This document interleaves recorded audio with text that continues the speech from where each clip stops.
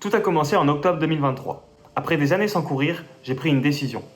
Je voulais me remettre plus sérieusement au sport. À l'époque, ma condition physique était loin d'être idéale. Je vivais une vie d'étudiant. Je sortais en boîte, je fumais, bref, je faisais absolument aucun sport. Et pourtant, quelques années auparavant, j'avais couru régulièrement. J'étais passé de 50 minutes aux 10 km en 37 minutes 50 en seulement quelques mois. Mais du jour au lendemain, plus rien. Alors, un jour, ma mère m'appelle et me propose de m'inscrire au marathon de Paris. J'accepte le challenge. Mais moi, quand je prends un dossard, c'est pour m'y mettre à fond. Je me serais pas vu faire un marathon pour uniquement le finir.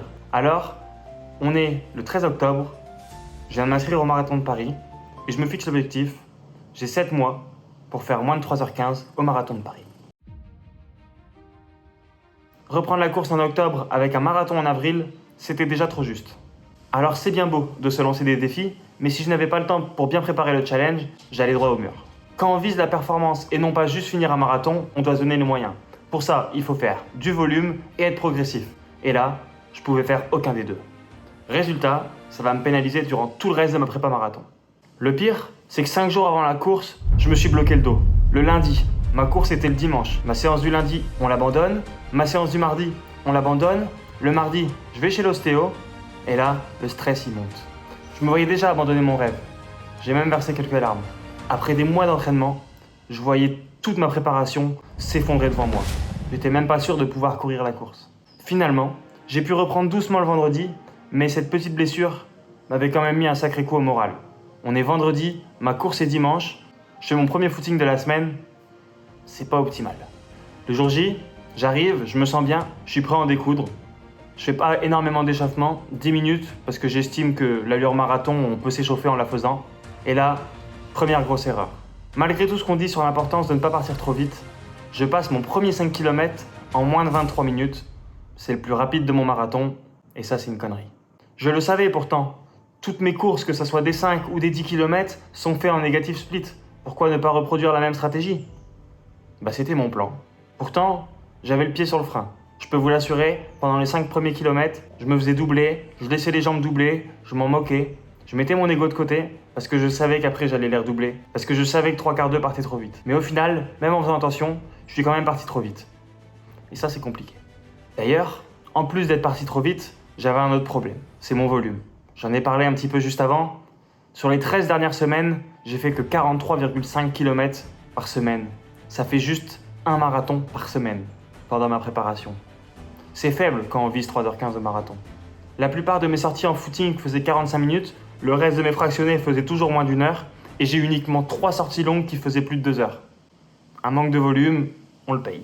D'ailleurs, c'est dangereux, car sur mes dernières semaines, mes sorties longues représentaient environ 40% de ma charge hebdomadaire. C'est énorme. En moyenne, on recommande 25%. Donc je pense que mes 2 petites blessures de ma préparation, elles viennent pas de nulle part. Ma troisième grosse erreur, c'est le manque de musculation. Je le savais.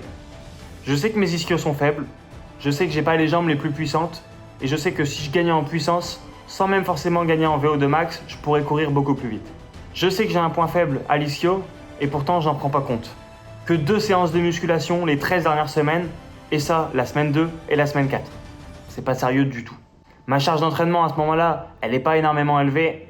On rappelle qu'on fait que de la course à pied, et que l'entraînement croisé est la bienvenue, encore plus dans les prépas où on peut pas mettre énormément de volume. Je n'ai ni croisé à vélo, ni croisé en natation, ni croisé en musculation.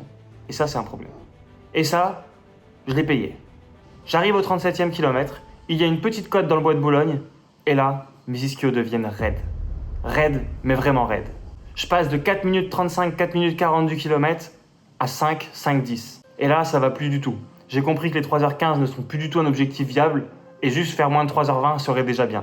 Tout ça, à cause d'un manque de renforcement, c'est le genre d'erreur qu'on peut éviter. Ma 4e erreur a un petit rapport, je pense, avec la musculation. Au 35e kilomètre, j'allais très bien parce que j'avais une très bonne stratégie de ravitaillement. Un gel Morten toutes les 40 minutes et le reste, je comble avec de la boisson Morten. Jusque-là, tout allait bien. Au 35e, je dois prendre mon gel, mais le goût et la boisson, j'en pouvais plus. Tout simplement, ça me dégoûtait. À ce moment-là, je prends pas mon gel, j'assume. 10 minutes plus tard, j'arrive au 37e, une côte. Je pense qu'il y avait aussi un manque d'énergie. Et si on fait une stratégie de ravitaillement, c'est pas pour rien, il faut la respecter jusqu'au bout. Je sais pas pourquoi je l'ai pas fait. J'aurais dû me forcer, dans tous les cas c'était dur tant dans les jambes que dans l'estomac, alors autant se forcer à ce moment. Je suis persuadé que ça joue, puisque comme je l'ai dit, moins de 10 minutes plus tard, j'arrive au 37e kilomètre, et là, j'ai pris mon mur.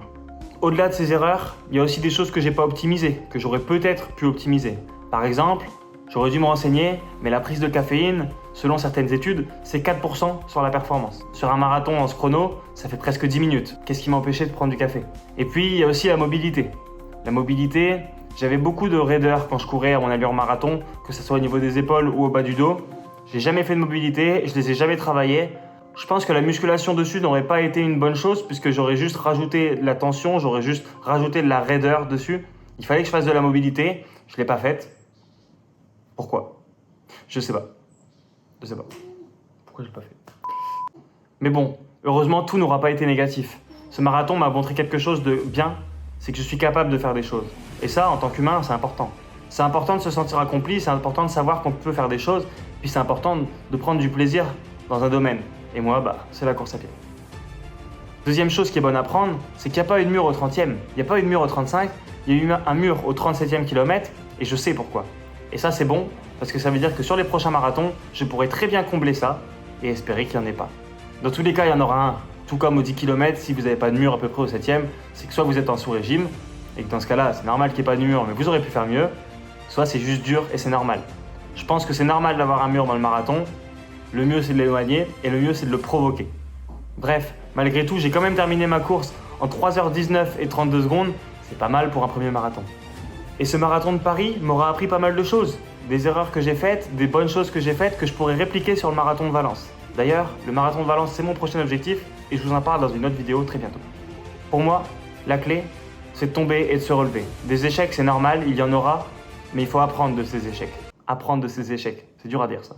Alors si vous préparez un marathon, ne partez pas trop vite, faites du volume, soyez progressif et prenez du plaisir. C'est ça le plus important. On se retrouve bientôt pour ma préparation du marathon de Valence, et cette fois-ci, je vous assure, je serai prêt.